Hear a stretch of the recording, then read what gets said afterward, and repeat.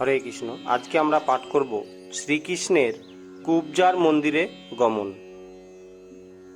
শুকদেব পুনরায় কহে নরপতি, বিস্তারিয়া হরিলীলা কহ মহামতি। শুককন শুনভি মন্নুর নন্দন, মধুপুরে রইলেন শ্রী মধুসূদন। ব্রজে ছিল কৃষ্ণ সখা সুবল যেমন, মথুরাপুরেতে সখা উদ্ভব তেমন। একদিন ভগবান উদ্ভবের সঙ্গে, নিজ পুরী ত্যাজিয়া চলিল নানা রঙ্গে। কামতপ্তা কুবজার কামনা পুরাতে, উপনীত হন কৃষ্ণ তার মন্দিরেতে। উদ্ভব দুয়ারে রহে হইয়া প্রহরী, প্রবেশিল নারায়ণ কুবজার পুরী। কুবজার মন্দিরে উপনীত নারায়ণ, দেখিয়া কুবজা সতী উঠিল তৎক্ষণ। পাদপদ্মে প্রণমিল পড়িয়া ভূমিতে, অপূর্ব আসন দিল কৃষ্ণেরে বসিতে। পাদ্য অর্ঘ্য দিয়া পূজা করিল সাদরে, নানা দ্রব্য আনি দিল ভোজনের তরে। ক্ষীর সর নবনীত খাইলেন সুখে, কুবজা তাম্বুল তুলি দিল চাঁদ মুখে। শ্রীঅঙ্গে মাখায়ে দেন অগুর চন্দন, সর করে কহিছেন মধুর বচন। কুরুপায় সুন্দরী করিলে কালাচাঁদ, আজ্ঞা আছে পুরাইব মোর মনসা। ইচ্ছাময় সেবা করি রতি রস রঙ্গে, শুনি হরি গৃহে গিয়া শুলেন পালঙ্গে। কামুকি পাইয়া মুক্তি দাতা নারায়ণে, মদনে মাতিয়া না চাহিল মুক্তি ধনে। কুবুজার মনোবাঞ্ছা পুরাইল হরি, উদ্ভবের নিকটে এলেন তরা করি। উদ্ভব লইয়া সঙ্গে দেব জগতপতি, আপন মন্দিরে আইলেন দ্রুত গতি। উদ্ভব চলিয়া গেল করিয়া প্রণাম, শ্রীকৃষ্ণ গেলেন যেখানেতে বলরাম। বসিয়া রামের অগ্রে কহেন শ্রীহরি, শুনো দাদা শ্রীচরণে নিবেদন করি। একবার চলো যাই অক্রূর ভবনে, রাম কন চলো ভাই দেরি কি কারণে। তাহা শুনি উঠিলেন দেবনারায়ণ, দুইজনে মনে সুখে করেন গমন। অক্রূরের গৃহে গিয়া দোহে উপনীত, রামকৃষ্ণে দেখিয়া অক্রূর হরষিত। সিংহাসন আনি দিল বসিত দোহারে, রামকৃষ্ণ বসিলেন সিংহাসন পরে। পাদ্য অর্ঘ্য দিয়া পদে করিল পূজন, গলায় লম্বিত বাস করিছে বন্দন।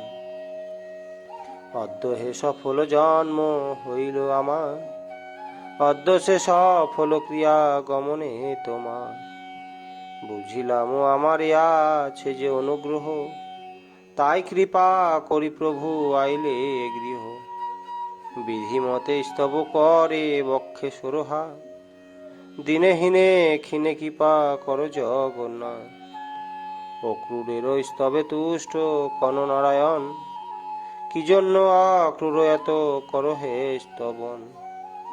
আমাদেরও পিতৃব্য আপনি মহাশয়, এত স্তব করা তব উপযুক্ত নয়। শুনিয়া অক্রূর বলে করি নিবেদন, অনুগ্রহ করি যত বল হে বচন। তব সঙ্গে সম্বন্ধ কাহারতি জগতে, কৃপা কইলে শোভা পায় সকলই তোমাতে। এই মতে অক্রূর করিল বহুস্তব, পুনর্বার অক্রূরে কহেন শ্রী মাধব। আমার বচন এক সংপ্রতি শুনহ, সরহাতে অক্রূর কহিছে প্রভু কহ। আপনি যে আজ্ঞা করিবেন মম প্রতি, অসাধ্য না হইলে করিব শীঘ্র গতি। কৃষ্ণ কন যাও একবার হস্তিনাতে, নাহি জানি প্রীতি সবসা আছেন কি মতে। যুধিষ্ঠির আদি পাঁচ তাহার তনয়, ধৃতরাষ্ট্র বড় দুষ্ট সর্বলোকে হয়। পূর্বে শুনেছিনু তারা যতু গৃহে মেলো, পুনর্বার শুনি সকলে দেশে আইল।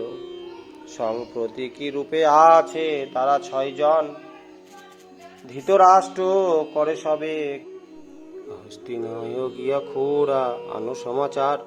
অক্রূর কহেন প্রভু যে আজ্ঞা তোমার। তাহা শুনি রাম সঙ্গে দেবনারায়ণ আইল আপন গৃহে আনন্দিত মন। হেতায় অক্রূর উঠি রজনী প্রভাতে রথে আরোহণ করি চলে হস্তিনাতে। হস্তিনায় ধৃতরাষ্ট্র সভা করি বৈশে পাত্র মিত্র সকলে বসিয়া চারিপাশে। বিদুর বাল্মীকি বিশ্ব সোমদত্ত বীর দ্রোণাদ্রোণী কৃপাচার্য বুদ্ধিতে গম্ভীর। মন্ত্রীগণ বসিয়া আছে হরষিত চিতে ইতিমধ্যে উপনীত ক্রূর সভাতে। রথ হতে নামিয়া প্রণামে ব্রাহ্মণেরে পরে আসি প্রণামিল গঙ্গার কুমারে। অন্ধনিপতির কইল চরণ বন্দন তারপর তুষিল সব হস্ত যতজন।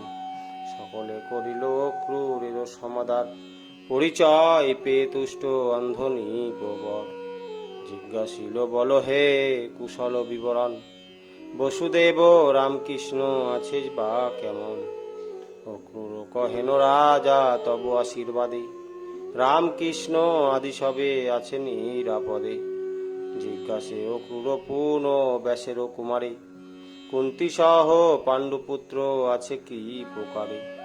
পুত্র তুল্য ভ্রাতৃপুত্র পাণ্ডুপুত্রগণ ধর্ম অনুসারে যোগ্য তাদেরও পালন। ধৃতরাষ্ট্র কন আমি বসি সিংহাসনে সুখে রাখি আছি পঞ্চ ভ্রাতুষ্পুত্রগণে। এই কথা শুনিয়ায় ক্রূর অন্ধস্থানে ভালো ভালো বলি গেল কুন্তীর সদনে।